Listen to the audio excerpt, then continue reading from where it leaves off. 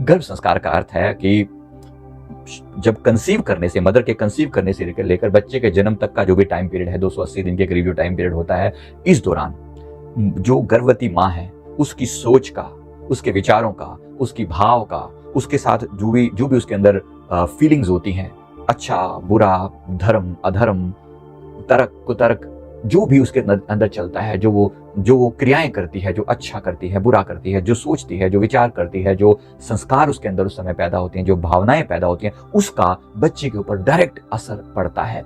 उस असर पड़ने को ही गर्भ संस्कार कहते हैं।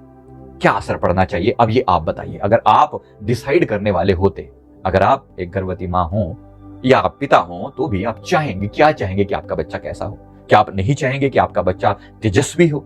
आप नहीं चाहेंगे कि आपके बच्चे के अंदर बच्चा शक्तिशाली हो, पावरफुल हो, बुद्धिमान हो, ज्ञानी हो, समझदार हो? या दूसरी ओर चाहेंगे कि आपका बच्चा अज्ञानी हो, जैसे आजकल अनेक तरह के मतलब लुलपुंज टाइप के बच्चे पैदा होते हैं जिनका कोई सिर पैर नहीं, जिनके अंदर कोई गुणों का समझ में नहीं आके देता? या प्लैंड बच्चा चाहोगे, अनप्लैंड चाहोगे? ये आप बताओ। प्लैंड का अर्थ है कि आपने उसके गुणों पर काम किया है। ऐसे ही कोई भी भाई परमात्मा उठाकर पटक दे किसी को भी, आपकी झोली में डाल दे, ऐसे ही नहीं कोई भी आ गया।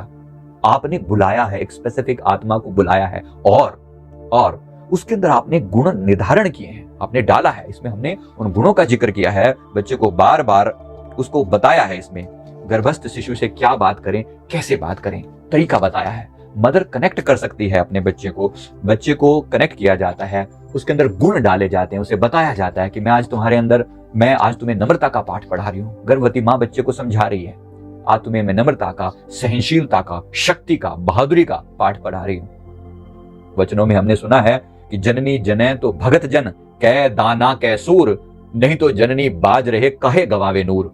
अगर एक मदर को इस धरती पर बच्चे को पैदा करना ही हो तो या तो भगत जन पैदा करे, जननी जने तो भगत जन, कै दाना या दानवीर पैदा करे या शूरवीर पैदा करे, नहीं तो जननी बाज रहे काहे गवावे नूर।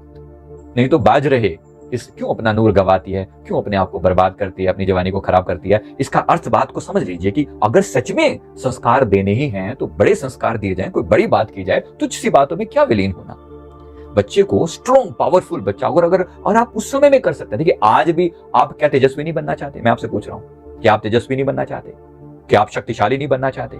क्या आप स्ट्रॉन्ग पर्सन नहीं बनना चाहते? क्या आप बुद्धिमान नहीं बनना चाहते? आज बनना चाहते हो ना, लेकिन आज आपके दिमाग में इतने सारे संस्कार भरे जा चुके हैं। आपकी एज 20, 30, 40, 50 जितने भी साल है, जब आप 0 साल के थे, जब आप 1 साल के थे, जब आप 2 साल के थे, कहते हैं कि 8 साल से पहले बच्चे का जो ब्रेन का जो 70% पार्ट है वो बन चुका होता है। तो उस समय में अगर संस्कार दिए जाते तो शायद आप बहुत स्मार्ट हो सकते थे।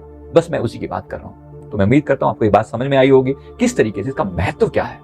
तो मैं जरूर आपसे रिक्वेस्ट करूंगा कि आगे कोई भी मदर संसार में इस बच्चा कोई भी पैदा हो तो वो ऐसे ही एक्सीडेंटल बच्चा ना पैदा हो जाए। एक प्लान्ड जो है वो एक महामानव जैसा बच्चा, जो कि एक महाआत्मा को बुलाया जाए और फिर अकॉर्डिंगली संस्कारों पर काम किया। जैसे रिलेटेड आप जो भी इन्फॉर्मेशन चाहते हैं मैं बहुत सारे वीडियोज में शेयर करूंगा। प्लस आप एडिशनली हमारे टीम से बात कर सकते हैं, हमारा गर्भ संस्कार का कोर्स भी ले सकते हैं, उसमें सारी इन्फॉर्मेशन स्टेप बाय स्टेप दे रखी है। सबसे पहले आपको बता दूं, गर्भधारण पर ये किताब मैंने लिखी है, दिव्य गर्भ संस्कार के नाम से अमेज़न पर अवेलेबल है, हमारे ऑफिस पे अवेलेबल है। हार्ड कॉपी अगर चाहिए तो इसी का इंग्लिश वर्जन भी हमने लॉन्च किया है, तो वो भी अमेज़न पर अवेलेबल है। उम्मीद करूंगा कि आप जरूर इसका लाभ उठाएंगे। वीडियो को लाइक करें, कमेंट करें, हमारे चैनल को जरूर सब्सक्राइब कर लें। Thank you very much.